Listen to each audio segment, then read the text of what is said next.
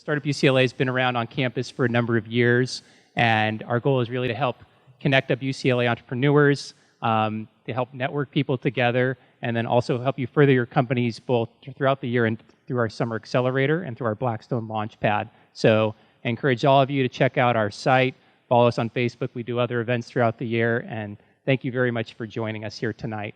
We're super excited to welcome back a great Bruin who's here on campus, I guess, quite a bit, but we're super excited to have him here tonight to tell us a lot about his entrepreneurial story.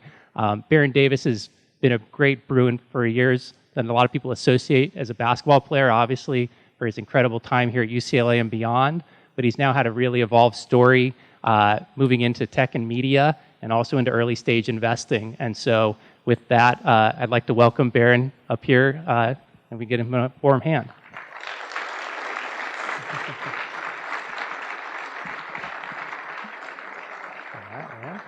Thanks. There you go. Hello, everyone. Okay. So, there you go. Yeah. We try to keep you on your toes around here, you know. So Baron, I know, with a lot of our, people come back here to campus to do these talks. We like to bring them back to when they were a student here. And so maybe you can sort of start us back at that time period with your life. Damn, then I'd be dating myself. See stuff falling already. I went here in 97, 98, and 98, 99, and we didn't have this. We didn't have the nice poly pavilion. Right. But, it's always great to come back. I come here every day and work out at the men's gym. So my life is like I've never left college anyway. But, just being here, being around the students, being around the young basketball players. And, the good thing about this school is everybody comes back. Mm-hmm. The alumni, there's a community, there's a camaraderie, there's a spirit, there's a Bruin spirit that we all embody. And, it makes it easy to come back.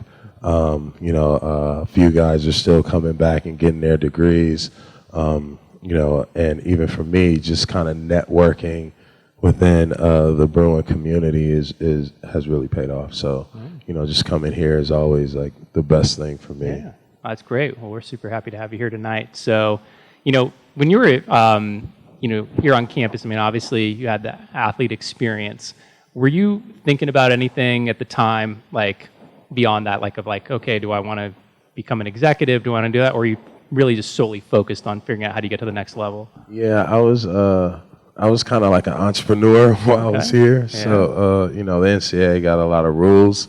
And so I used to go to Coach Lavin's office like, yo, I want to start this business. And he was like, dude, you can't do that. And I was like, I want to sell my own jerseys. They don't have to say UCLA, just have the same color with my name. And he was like, can't do that. That's an NCAA violation. And so I was just like always trying to do shit. Oh, excuse me, do stuff. That's okay. That's sell okay. pizzas, sell, T-shirts, headbands, anything that, I just wanted a job, and for me it was just always about like knowing what the rules were, right, and what my rights were as a student athlete or whatnot, and then just I got bored. I got tired. I was like, all right, I'll just go to the NBA. You know what I mean? Because I can make money. I can make money and invest in myself. But it was fun to be here, and that, and a lot of my teammates, they kind of like follow suit. So, I would always like go and find like some crazy like swap meet outfit and be like, yeah, I own this company, and and try to get guys to wear the stuff so I can, get some money from the guy at the swap meet. Like, yo, man, I'm bringing my teammates back. So it was always like kind of like just hustling and, connecting people. Nice. I hadn't even thought of necessarily all the restrictions. I think that's a great point. You can't do anything. Yeah. You can't sell pizzas. You can't, deliver anything. You can't work at the video. It was videos, cassette back then. You can't work at the video store, Yeah. Anything. Yeah. So then when you end up transitioning and you go to the NBA, and that's such an incredible accomplishment, I'm sure a lifelong dream, but so you're off doing that. Same thing there. You're obviously accomplishing incredible things on the court, off the court on a variety of different levels. But, I think a lot of times people associate the athletes doing philanthropic endeavors. But at what point did it sort of dawn on you? Did you feel like once you got out of school, the chains had been taken off, so now you could go ahead and pursue all the entrepreneurship stuff, or was it still too early for that? Yeah, I think it was, one, I was kind of a little wide-eyed, so I was just excited about being in the NBA. And, a funny story, which is not funny, but, I got bit by a shark, by a financial shark early. Oh, and okay. so because, I didn't know what my finances were or what taxes were at the time, so it's like you're handing this 19-year-old kid $1 million check with no instructions or anything. And then the financial firm that I was with, I was like, man, something ain't right with my money. And I was like, where's my $1 million? And they was like, dude, you have to get taxes taken out. And I was like, all right, well, where's the rest of my money? Right. And so they were trying to, not that they were trying to steal money, but they were trying to like pay loans and like give me a bunch of money for a budget to like fatten me up. And so when they gave me like all these financial reports and like, hey, this is what your budget should be, I actually went through the budget, with my grandma, and I was like, I don't need like $5,000 for entertainment. You know what I mean? I'm not entertaining anybody in Charlotte, so like that's $500. It was like, car notes, like, $5,000-$6,000. I'm like, shit, what kind of car am I driving, dude? And so as I start to break that down, I realized that, there's so many ways to take advantage of an athlete. And I was aware from the first time I got a check because all the money wasn't there. You know what I mean? Yeah. And so from that point, I was just like, yo, like, this will never happen to me.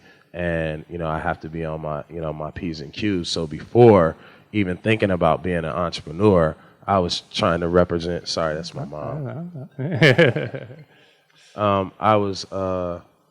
It was my mom. She always calls. It's okay. We won't hold it. We won't check. But I just wanted to establish myself and protect myself first and find the right people, and so that led me to seek out the right help, the right mentors, the people that I knew were secure in their lives to start to lay a foundation. And I would say by my third year in the league, I left my agent.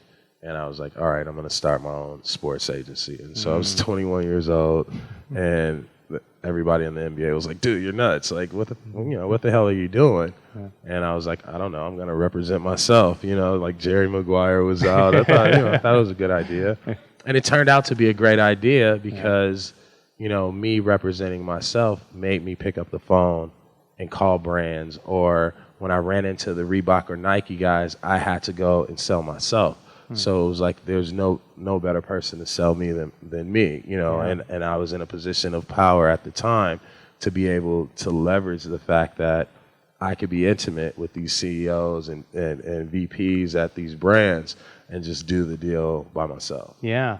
I think, points to that thing of there's no substitute for experience sometimes, and I think that we see that a lot around here where people are going in and they're kind of thinking about it, but until they actually go and, launch their business or whatever they're trying to do, they got to just go do it, and they're going to learn so much just from going through that process, so I can see how you learned a lot with that.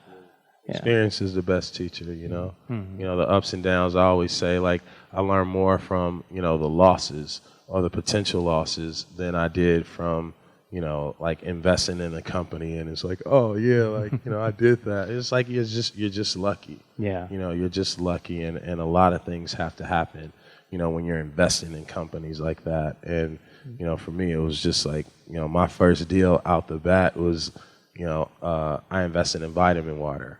Oh. So, I was good one. My own agent, and my friend at Sprite was leaving.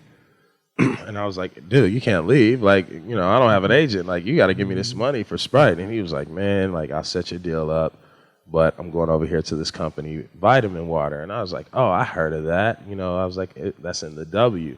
And I was like, one of my best friends, Rico Hines, who was my college roommate. I was like, man, he's drinking, and it's like shit water, man. It gives you diarrhea. And he was like, no. I was like, don't do it, dude. The company sucks. Don't do it. Don't leave. Stay with Sprite. Get my deal done.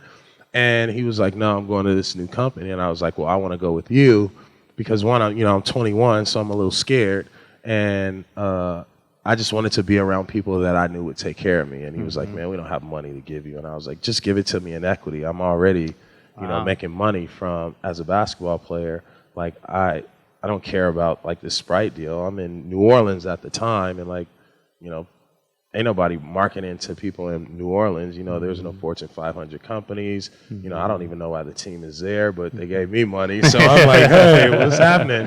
And so that's why I took the vitamin water deal, because, you know, I was just anticipating, like, I'd rather be on the upside of a company that's rising or new and learn something than just get a check from Sprite and like hope to get a commercial and be in a commercial like Kevin Garnett. And, you know, like, I don't care. I don't really care about these dudes. So, you know, I really want to like learn the business and the marketing of it. Wow, it's one of those things Just that, you know, I don't care about for those of you who don't know, I mean, Vitamin Water was like a massive, massive success. I mean, I know that the story's been out there about 50 Cent and how well he did on it as well. So, I mean, it was really incredible for people who were involved with it on that. So, congratulations. Yeah, no, it was great. It was great. It was a great learning experience, you know, to like actually take the step forward of like making an investment and to see a company grow and to see them add 50 Cent, to see them add Jennifer Aniston.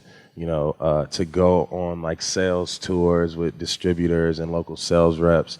Like, you know, I was there from like almost like the beginning when there was like 8 people. And so like that, I learned a lot by just being there without having to do anything. So do you still drink any vitamin water now? Yes, I do. Okay, I do. all right. It paid off. So, you know, when you mentioned the thing about kind of finding that group of people around you that you could trust, like, you know, whether it's mentors or other people, how, you know, there's a lot of people in the audience who probably want to get that themselves. Is there any advice you can give them for trying to figure that out? Take a lot of meetings and don't commit to anything, really. You know, that's how you learn. I mean, that's how I learned. You know, I had to go, because I was by myself. So I had to go and like meet everybody to figure out, you know, what the person with the great idea is doing that has no resources, and then what are the people at the top that would never give this person a chance, but they have no ideas, but they're just running the system. And so, you know, for me, it's like there's valuable people at all levels, and whatever business you're in, whatever startup you're starting, it's important to know who all these people are, especially the people in your lane. You know what I mean? From the person who has the dope idea to the person that, you know, can almost execute it, to the person that doesn't have enough financing.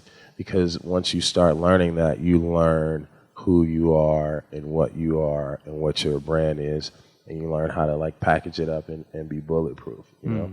Yeah, definitely. So, you know, obviously you have this incredible career in the NBA, and then at a certain time you decide, okay, you know what, it's time to hang it up. And then, you know, I know that can be a difficult transition for people. So, you know, how did you approach that process? You know, was that something you kind of were, you know, ready to just go keep head first into other events, or was it like, okay, I need to kind of take a couple years off and like, you know? No, I got hurt. You know, I injured my knee, so that ended my career. Yeah. But I was always entrepreneurial. I have yet to retire because I still think that I can play. You know what I mean? So if we see you at the men's gym, I'm probably never going to retire, you know, even when I'm 80. But, you know, it was like when I hurt my knee, I knew exactly like what I wanted to do at first. And I wanted to make a movie, you know, and I was like, all right, I've been sitting on this movie. I said the day I'm retiring, I'm going to write this movie. And so when I hurt my knee, I was just like, I'm going to work on movies. That's what I want to do. If I'm going to have an NBA career, and if all else fails, like I can pour my heart and my soul into being creative and being a filmmaker. And so that's what, you know, that's kind of like where I set my foundation. And I started writing scripts, start coming up with ideas, you know, and I'm in New York and I can't move, but, you know, people would come by and like, you know, just like, you know, share ideas and things like that. And when I got to LA, that was my mission, was to make movies, to get movies made, to make documentaries. And then from that, you know, my entrepreneurial spirit started opening back up. Because when I was hurt, I was like, you know, low-key depressed. I couldn't do anything. So the only thing I could do was write. And so my focus was on, all right, I'm going to build a business for myself in like film and TV. Wow. And so were those things that you'd kind of been marinating on for a while, thinking like, okay, these are a couple of them, or was it like inspiration hit you and you were like, okay, this is the way I want to go with it? Yeah, it was like, you're always thinking about it. You're always thinking about the story. Oh, if this is going to be my first movie. And, when you're sitting up there, I don't know, I forgot the drug I was on. Like, it wasn't like a Percocet. It was like a real hard, because I couldn't move my leg for like 4 months. Mm-hmm. So the only thing I could do was watch like Game of Thrones, the Bob Marley documentary, and Family Feud. And I always say that those are the 3 things that like literally kept me alive every day, was the Family Feud, Bob Marley, and Game of Thrones. And so, and writing. And so I would just sit and like watch movies and just write and like, this movie's going to do $50 million. And then after that, I'm going to write this movie. And so I start literally like mapping out a content format of how I wanted to roll out, my film and TV strategy. 4 years later, I sell a movie, you know what I mean? But, if I didn't have that, and didn't lay that foundation, then I wouldn't even have a chance. Yeah, definitely. I mean, I think that's something we try to advocate around here, because sometimes it might not be the thing you're working on right now that's going to translate. It's kind of nice to have like a couple projects sometimes. It's a good way to interact with people. Like even if, let's say you're, I don't know, you got a full-time job, but maybe you want to start experimenting with something on the side, try it out, and it's just a good way to kind of keep things going, and you never know what those can turn into. So, yeah. So yeah, and so then, so take us from there. So you say you sell the movie, and then, So from that point, it's like once I was like over my depression, and like finally like felt like somebody I start to look at, I want to be a storyteller. I want to be able to tell stories. I want to be able to shoot content. And I saw that, that there's a void in the marketplace. And I was like, I'm going to attack basketball and sports from a theatrical standpoint. And nobody's really appreciating sports. Nobody really is appreciating the culture, because everything you see is cookie cutter. You know what I mean? And so I want to be, someone different. I want to have a different voice, a different aesthetic. I want to, shorten the content. I want to make, I want to allow cussing, in my documentaries, and like really get behind the scenes. And so from that point, it was really just start, kind of drilling down of what are the needs that, what does an athlete need, or what did I want when I was a young kid, and start to lay the foundation, from a business standpoint. And like I got back into like, all right, I want to be an entrepreneur and invest in things like that. So I started to invest in just in another team to build around me. So then that way, when I look at companies and I'm back out and people are like, oh, what happened?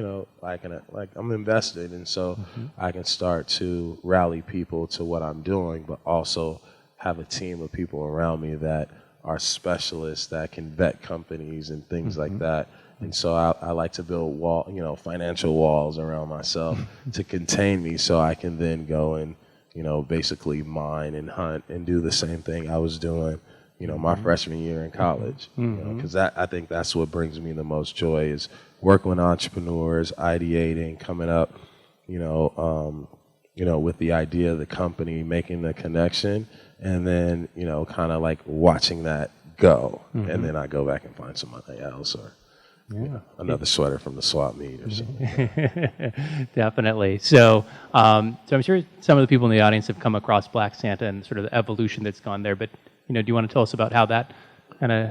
Yeah. So I guess it's a funny story, because it was Halloween, and I was my knee, and my friends were like, "Oh, we're gonna take you out." And I'm like, "Dude, I don't want to go out. I can barely walk."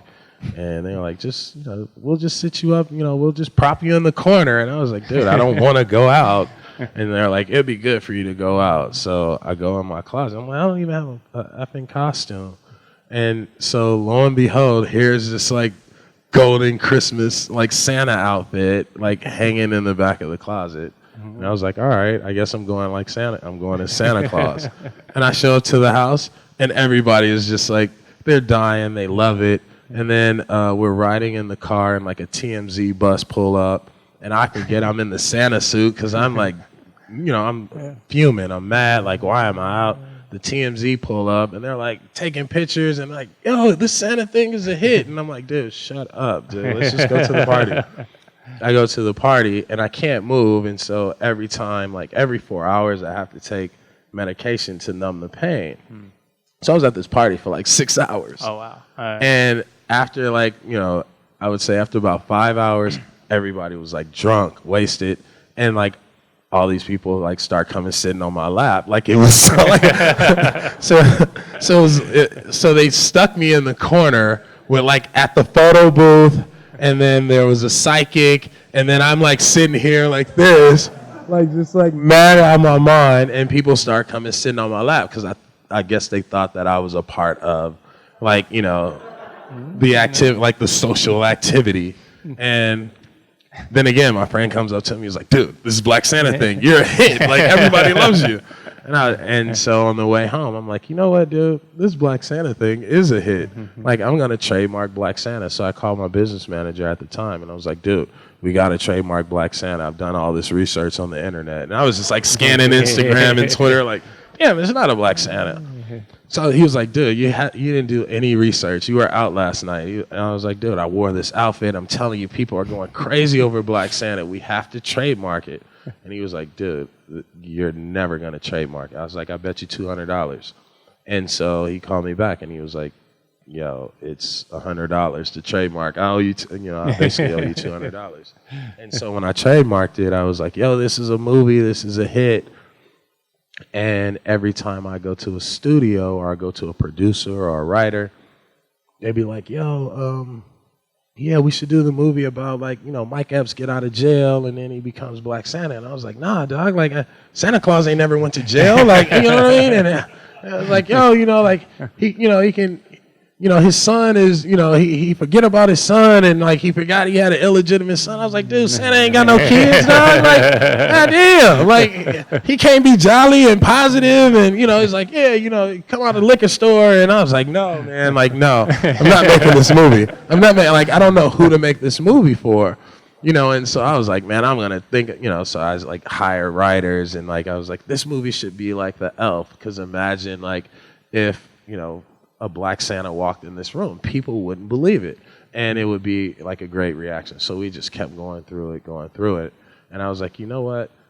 Excuse my language. Fuck this like movie. I'm gonna own Christmas." You know what I mean? Because now I'm looking at Christmas like, oh, we spent $46 billion at Christmas, and like I'm looking at wrapping paper and ornaments, and I'm like, man, this is interesting. Like maybe Black Santa is just not just a movie, but he's a person. And he sees a world and he sees a vision. And then I start moving around going to China, and I didn't know what the company was. I just thought it was a movie.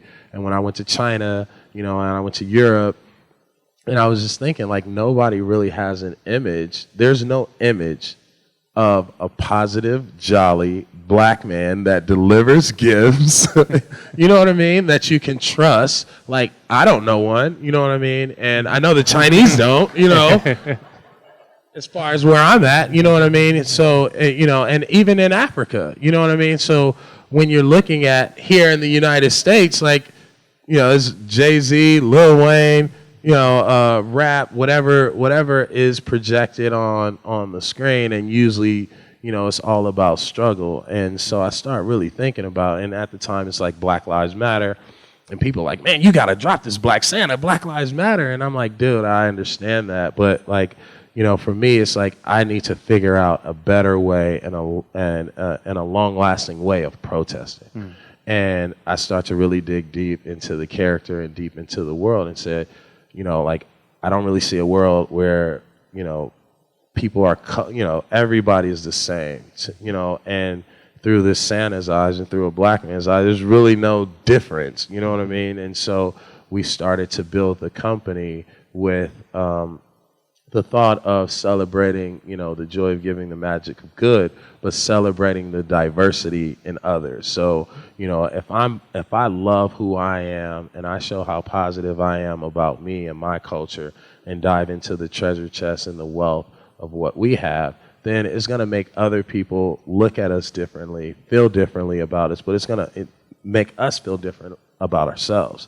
And then we can go to other people and say, "You do that for you, and shine a light on them. And so, start looking at Black Santa and start looking at these characters, and the world became diverse because everybody has a story, everybody has a heritage, everybody has a struggle, and we can create these characters that reflect our society, but also, the storylines and the morals, can really help us grow as a whole. So I start looking at it like that's going to be, my protest. I want people to look at Black people and look at characters, and I want kids to see, positivity. I want people to learn through this, and I want them to see a world that's connected, and I think the best way to do it is through animation, because nobody will ever judge animation, cartoons, things like that. So it's a great way to get your message across, and for me, that's my seed that I want to plant as far as like my projection of America and the way I want the Black man to be projected around the world. Mm-hmm. Wow, that's amazing. So, I mean, it's incredible to think that it starts with something just like hey, just having fun one night, and now it turns into something with like that big of a scope. So that's really, really cool. Yeah. Wow. So there's also people, I guess, here in the audience who are thinking like what does Baron Davis look for when he wants to collaborate with somebody, when he wants to invest into one of his companies? Like, what kinds of qualities are you looking for in the people that, you work with or you invest into? One, the focus, how focused are you on your business? How focused are you on knowing your material and like what you're presenting? Two would be, like connections. How willing are you to work for your business, for your company? And then I would say the third thing is like really the heart and the compassion and the spirit behind it. You may have the best business plan, but you may not have the right energy and the right focus for your product. You may have a great idea, and you have the will and the strength and the power, and you may just need one or two things. And so for me, it's like I'm always looking at how can I, help someone, and like how can I connect someone to better the brand or better the company. But it all has to start with the willingness of the entrepreneur. Like they have to take the first step, the second step, the third step, then I'll take 4 and 5, and then they have to execute. You know what I mean? Mm-hmm. So it becomes like a real collaborative experience where where I or we could step in and mentor, assist, and be of service, mm-hmm. To the entrepreneur more so than, like a lot of VCs. It's like, what are you doing? You should be doing this. It's like, no, let's get behind them. You know what I mean? Let's get behind them. And let's try and point them in the right direction and let them guide and steer us. So then when we go, to our, investors and the people we're partnering with, we can better understand them and power through because we know exactly what this person is doing. Definitely. I mean, on the converse, I guess, to that is like, have there been any red flags or things that you've come across or like, you just know, okay, if that comes up, that's just, we just can't work with that? I don't know, because I'm good at passing things off, I'm like, oh, come on, yeah, and then like pass it off. I'm like, what'd you think? And people are like, no. I would say just not being prepared, Don't go out there, unless you're selling an idea. If you're selling an idea, cool. Don't go out there with a company or a business and don't put your shit in the marketplace if it's not like prepared. You know what I mean? Just keep launching. Stay in beta mode forever until you work out the kinks and you're ready. Because, once you launch your company and you're not prepared or you got a lot of things you need to work out, you're going to be busy trying to fix those things as you're trying to build your company, and you're going to be wasting time and money and the pressure. That's when pressure and things like that mount. So it's better to just like be late, like we live in a time where there's no such thing as a release date. You know what I mean? Like it used to run by quarters and by seasons, and you knew when things were coming out because, you know, you prepare for the holidays a year out. But now, you know, you can drop things and you can launch whenever you know, pick and choose. And so be really prepared about, you know, the product that you're putting out there. Yeah, definitely. I mean, I think that's great advice. We, you know, a lot of times when the companies we work with, we always tell them, like, you know, if you go into a meeting and the person sitting across the table from you knows more than you do about what you're talking about, then that's a really bad spot to be in, you know, so you really want to make sure, you know, you've got things lined up and ready to go. So, yeah. Well, I don't have all the questions, so I want to go into the audience here and see if anyone has questions for Baron here. So just go ahead and either raise your hand, stand up, whatever's convenient. And we have mics for you once you raise your hand. All right. All right, mic is coming to you. Just wait on the far left side. You go with your hand up. Oh, there we go.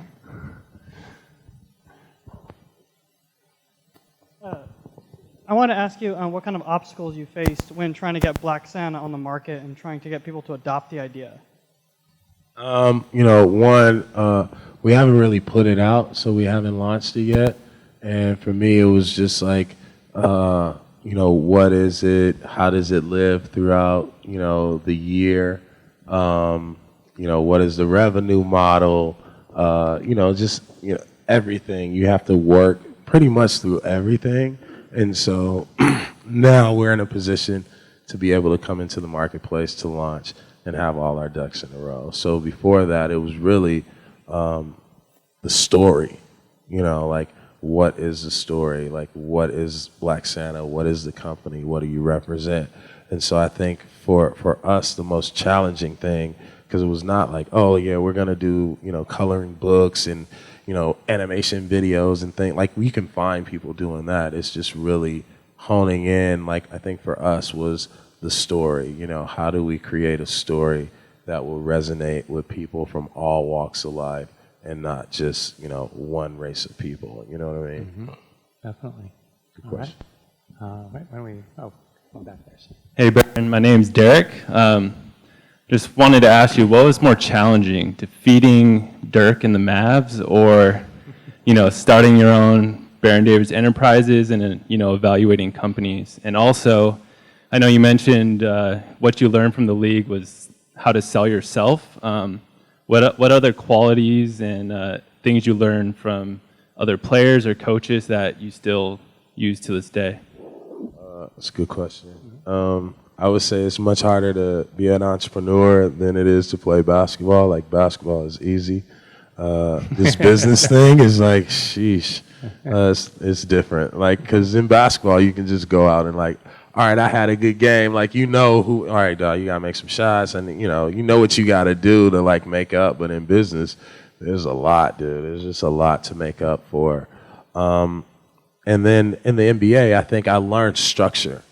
You know, I learned how, you know, just how to structure a company, how the NBA works, you know, all the ins and outs and the details in the business, you know, inside of the NBA. So I learned how to program, like, you know, the NBA, I always say, is an events marketing company, pretty much.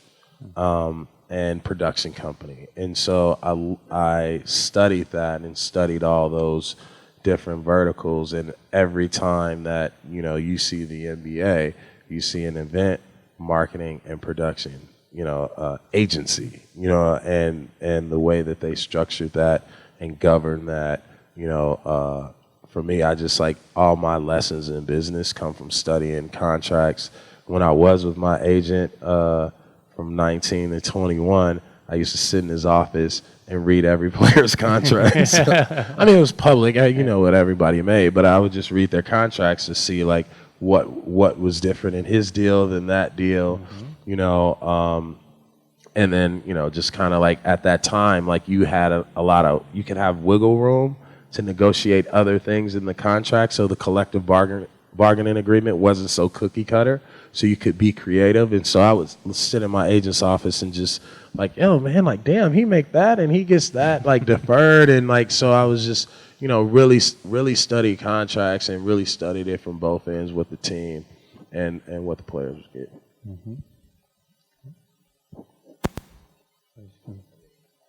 Yeah. All right. Why don't you go ahead?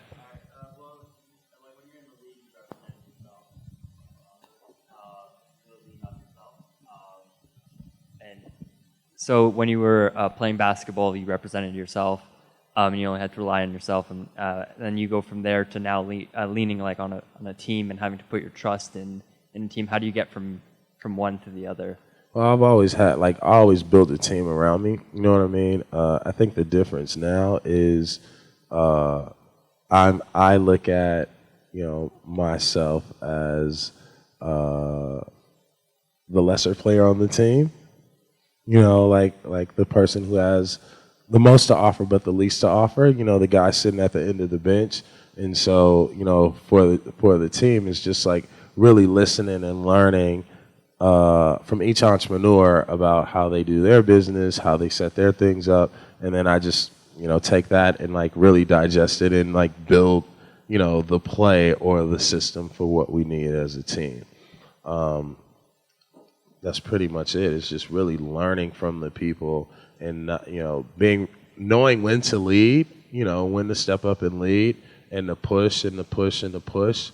But then also knowing when to fall back and let somebody else take the reins, you know what I mean? Or fall back and, let somebody have their moment. I think basketball taught me that as a point guard is, I know how to take advantage of moments and take advantage of time.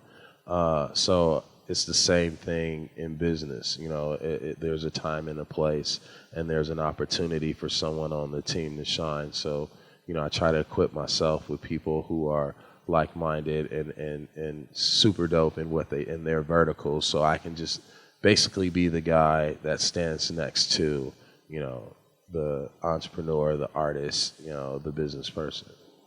Mm-hmm. Awesome. All right. There we go.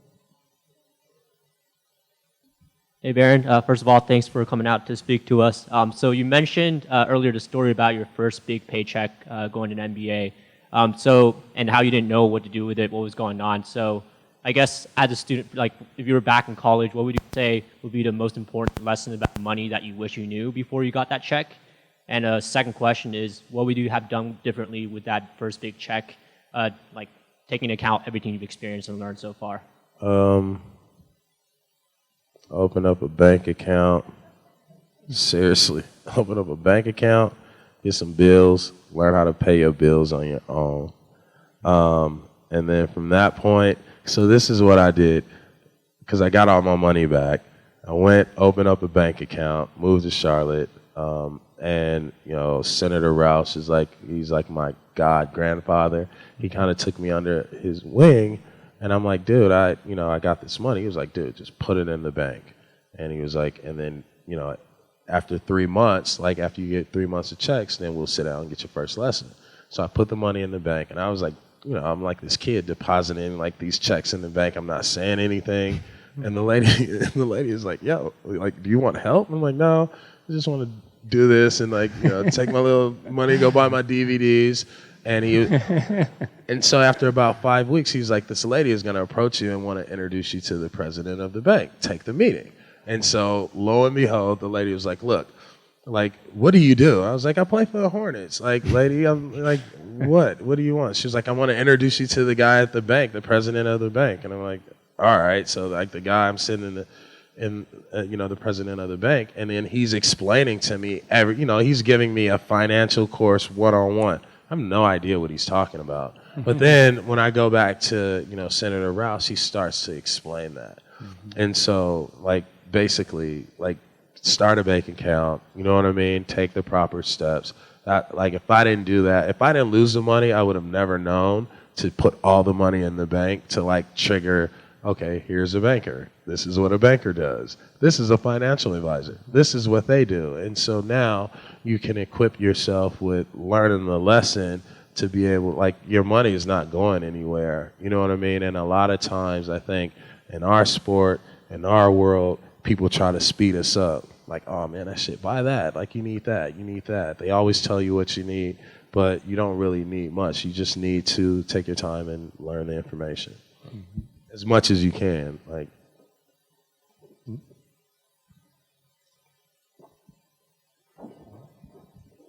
We'll do one on this side over here. Yeah, go ahead.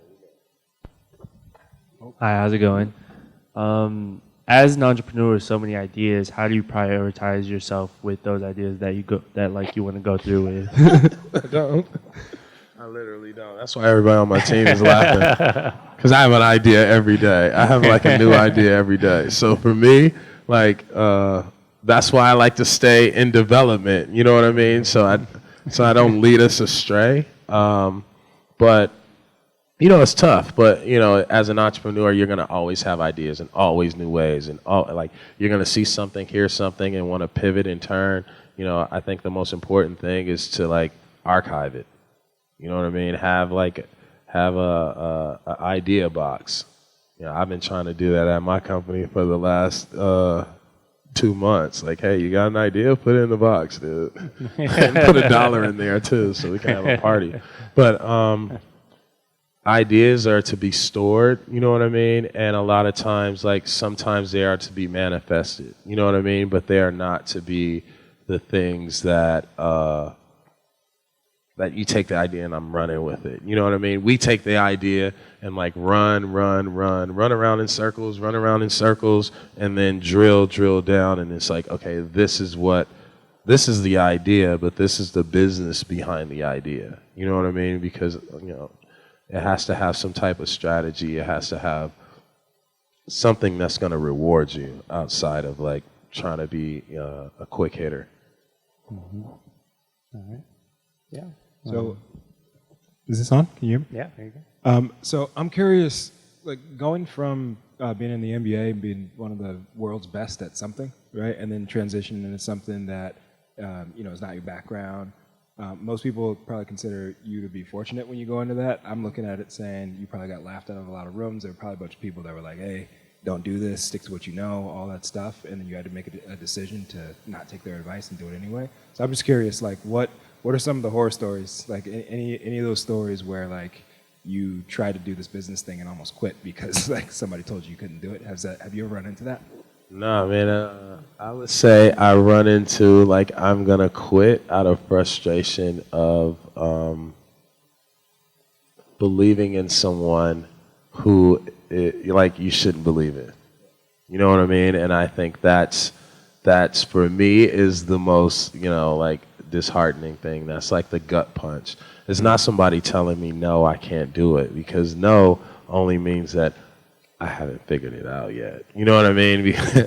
No means like there's an opportunity for a yes if you keep thinking about it. So it wasn't so much like somebody like giving me a story or making me feel like I'm not worthy. It's like you go in those rooms, I'm sure we all feel some form of discrimination, whether I just take it as an opportunity to get better. So that's what basketball taught me. It's like if I lose or if I do something wrong, I got to own up to it. I got to fix it. You know what I mean? I think where I've experienced the most like pain or like whatever is you believe in somebody. You believe in somebody and you get invested in the people or you get invested in the company, and then that doesn't do what you think it does, or, I had a business that we sold to Vice Sports, and I had partners, and I was like, oh, okay, I'm about to be the creative director of Vice Sports. They just bought the company, and like you realize like you're not even making any content for Vice, and it's like, it's disheartening when, you feel like, you've been used or whatnot. But for me, it's like, I don't care. It's just going to make me better and more prepared. So when I do build the shit that I'm building, I know how they're building. I'm going to take them out. All right, I think we've got time for like 2 more questions here. So one from each side. Whatever looks good, Jerry. Oh, all right. Yeah. Oh. Right here. First of all, thanks for being here and taking the time to talk to us. We all really appreciate it. So a lot of young players today, all over sports, are starting their own businesses. Martellus Bennett has his own business. Rich Kleiman and Kevin Durant are together. Mm-hmm. Andre Iguodala is all over SF with his stuff. So have any of the young players approached you for advice? Because you seem to have figured out a lot of stuff on your own. And additionally, have they come to you with any collaboration opportunities? Yeah, so I mean, I advise a lot of, not a lot, but a lot. Just kind of always like the big homie or the big brother. We're actually working on something with Kevin Durant and Rich Kleiman, and I've been knowing Rich and KD. I mean, obviously KD from high school, but like to see that marriage, from Rich at Rock Sports to what he's doing with Kevin Durant and their trajectory in the Valley, you know what I mean? That and LeBron, when LeBron was a rookie, I was like, yo, you should leave your agent and you guys should do it, you know what I mean? Because I knew he had the brand, he had, the intellect and the team and the crew around him to be able to do that, to pioneer and do that. And so a lot of players come to me for one investments. I go to them like, hey, this is an opportunity we should invest in. There's like 4 or 5 group chats that we're always sharing deals, deal information. So I'm like the one person that everybody's like, yo, like go see BD, go see BD, whether I'm connecting you or even investing or collaborating. So there's a few people, a bunch of people that we're doing stuff with. LeVar Ball?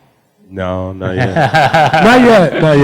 Not yet. That's right. Not yet. Perfect. Simmer down. Let me simmer down a little bit. All right, I think we have the last question over here. So when you talked about how you were really interested in doing entrepreneurship as you were in the league and how you learned a lot, but once you hurt your knee and you felt like, okay, now this is my time to do it, do you feel like you dove even deeper into kind of learning the different aspects of business and entrepreneurship, or was that just kind of an accumulation of what you had been learning previously?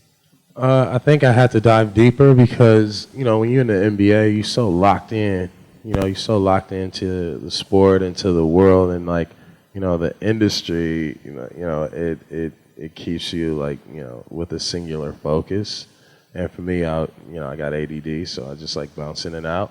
But I think after that, it was just like, man, I got to really like drill down to learn how to be like these people that I look up to, you know what I mean? Because I always looked up to the business person, you know what I mean? And never really to the athlete, because I was an athlete and it was more a competitive thing. And so, for me, it was like, listen, learn, listen, there's a message in everything, and spend time with people who know their shit.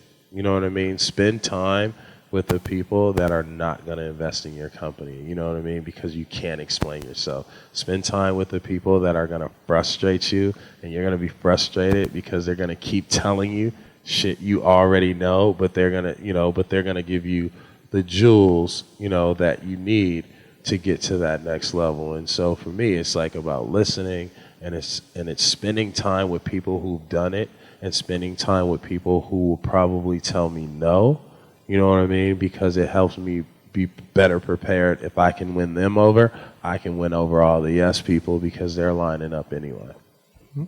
Definitely. All right. Well, Marin, thank you so much for coming back here tonight. A lot of fun. Thank you, guys. We'll have you back Go again soon. Bulls. Perfect, man. I was going to do an egg clap. Yeah, okay. We got the Santa outfit back there,